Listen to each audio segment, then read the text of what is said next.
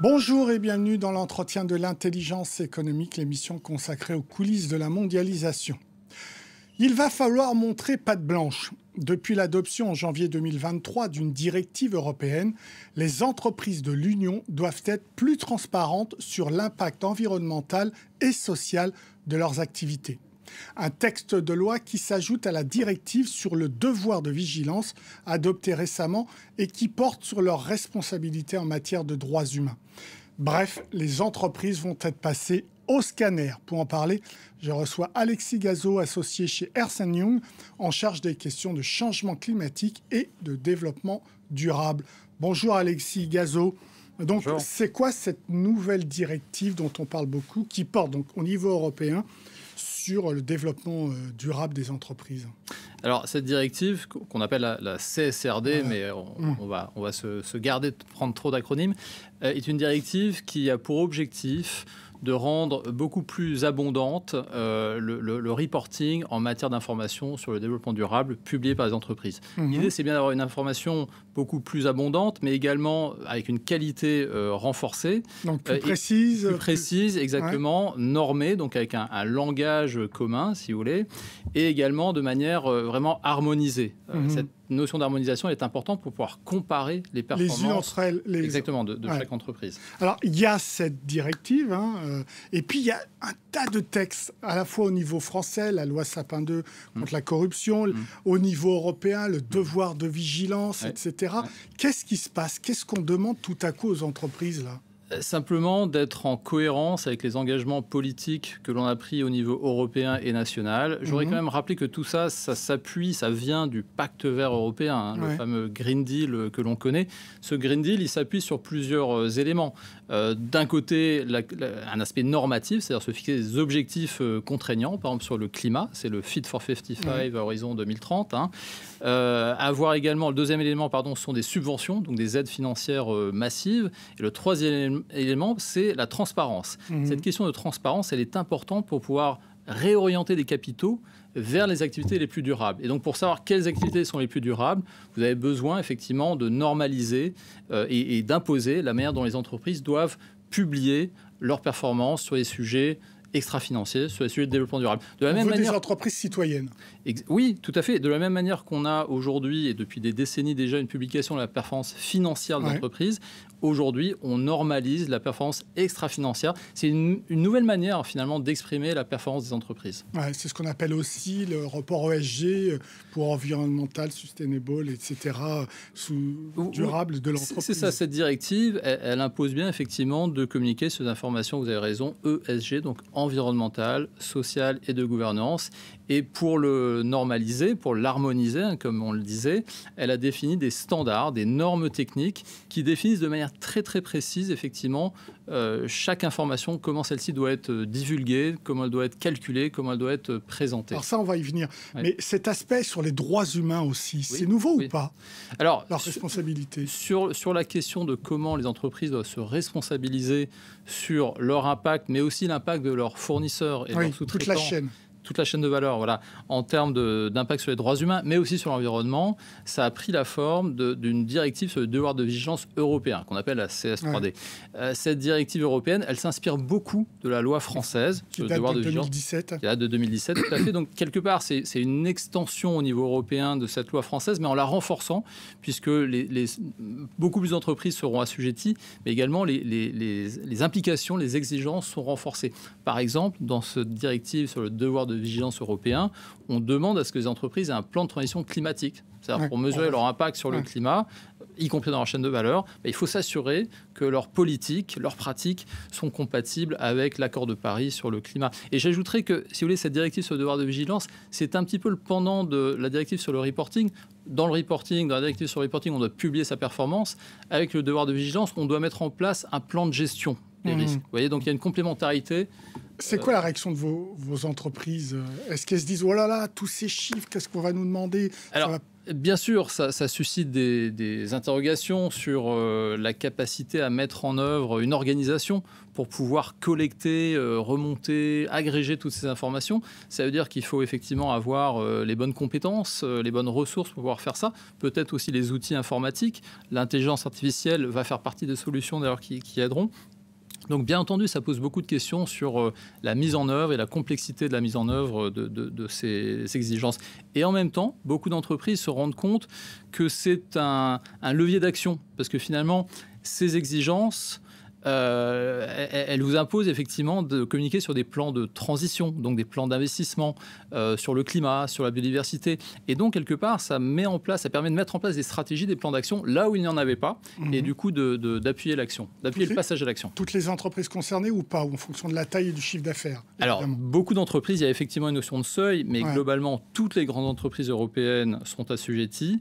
Les PME cotées sont également assujetties. Donc, si vous voulez, c'est à peu près 50 000 entreprises. Ça s'étale jusqu'à 2027 quand même. Voilà, donc c'est une application progressive, c'est un point important. Effectivement, il y a une progressivité dans l'application et dans l'activation des différents seuils.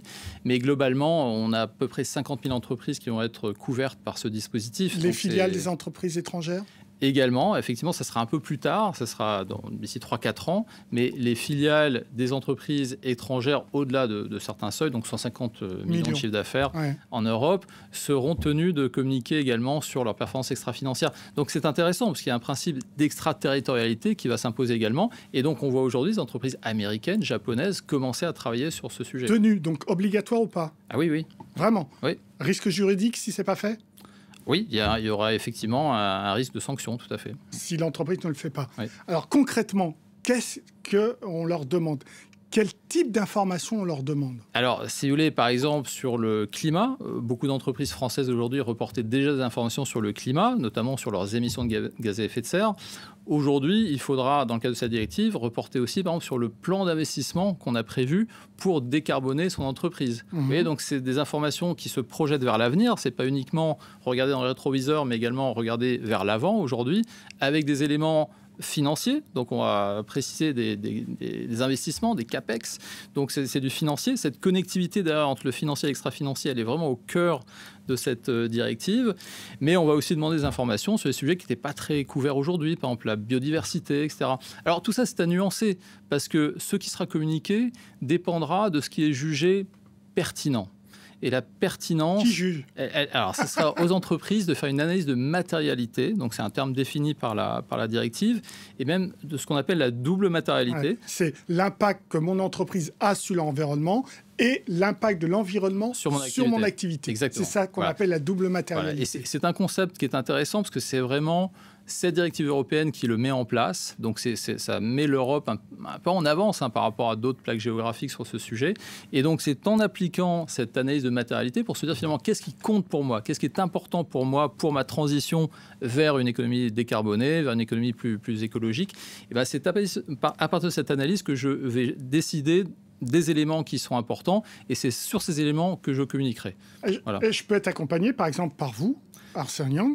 Alors, nous, c'est notre rôle, justement, d'aider des entreprises soit à faire auditer ces informations, puisqu'on a un rôle d'audit, donc on va accompagner les entreprises pour auditer la qualité, la robustesse de leur information, mais on accompagne aussi des entreprises sur la mise en place de toutes ces réglementations et du coup sur la réflexion sur comment est-ce que je dois mettre en place un plan de transition sur le climat, quelles sont les bonnes informations à communiquer, comment est-ce que je vais les reporter. Et donc tout ce travail-là, on trouve qu'il est important de le lier avec une réflexion stratégique. Toute cette question d'effectivement de comment je mesure ma performance, elle doit être d'une part liée à une notion effectivement de se dire aujourd'hui ma performance extra-financière, elle a la même valeur, la même importance que ma performance financière. C'est pour ça que mes instances de gouvernance doivent valider ces éléments. Et donc quelque part, en ce sens, cette directive, c'est aussi une arme anti-greenwashing, c'est quand même ça l'un des points essentiels. Et en même temps, c'est aussi une directive qui doit faire le lien avec la stratégie de l'entreprise, puisqu'on parle de sujets sur lesquels on s'engage à l'avenir. On s'engage sur le moyen terme, notamment sur les plans de transition climatique, etc. Quand vous auditez, vous avez accès à toutes les informations de l'entreprise ? On peut demander en tout cas d'avoir accès à tout ce qu'on veut, que ce soit des factures, des justificatifs des de consommation d'énergie. Oui, bien sûr, parce qu'on va aussi regarder des informations qualitatives. Il y a du quantitatif, mais aussi des informations qualitatives sur des plans d'action, etc. Et vous garantissez l'intégrité de ces informations. Notre rôle, en tant qu'auditeur, ça va être effectivement de s'assurer que les informations communiquées sont robustes, sont fiables, tout à fait. Et qu'elles ne vont pas sortir en dehors de l'entreprise quand elles sont... Parce que ce sont des informations confidentielles. Alors oui, pour celles qu'on regarde, bien sûr qu'on travaille dans... Donc vous les aidez à publier des informations, j'allais dire blanchies, pour éviter des fuites d'informations. Si vous voulez, nous, soit on intervient en tant qu'auditeur, et dans ce cas, notre rôle, c'est vraiment de donner un avis externe sur la qualité de l'information qui est publiée pour que les investisseurs, mais aussi le grand public, aient confiance. Obligatoire l'audit ou pas sur ça ? Oui, alors ça aussi, c'est une innovation de cette directive, c'est que l'audit est obligatoire. C'est-à-dire que parmi les éléments qui sont exigés par cette directive, pour assurer la qualité de l'information, il y a le fait que l'information doit être publiée en un lieu unique qui est dans le rapport de gestion de l'entreprise. Ouais. Il y a le fait d'imposer que les instances de gouvernance, y compris le comité d'audit, valident les informations. Et il y a le recours obligatoire à un auditeur externe. Donc ça, effectivement, sont des éléments très importants. Donc ça, c'est l'un des rôles que nous, on peut jouer. Mais l'autre rôle que l'on joue, c'est à nouveau d'aider à la mise en place des éléments de contenu, mais aussi d'informations quantitatives. Dernière question, Alexis Gazeau. Est-ce qu'elles sont prêtes, les entreprises ? Alors, il n'y a pas de réponse unique puisque les entreprises sont en train de se préparer. Si vous voulez, CAC 40 est prêt quand même. Il est en train de se préparer, mais il faut bien comprendre que cette directive, elle s'applique sur l'exercice 2024 comme premier exercice. Donc, ça sera pour des informations qui seront publiées début 2025. Et donc, les entreprises sont en train de se préparer. Certaines sont assez matures parce qu'elles publient déjà beaucoup d'informations, mais même celles-ci, elles ont des éléments complémentaires qu'il faut préparer et publier. Merci beaucoup Alexis Gazeau pour vos réponses. Merci à vous. L'entretien de l'intelligence économique est terminé. Évidemment, vous pouvez retrouver cette émission sur france24.com, sur nos réseaux sociaux et sur nos podcasts. Au revoir.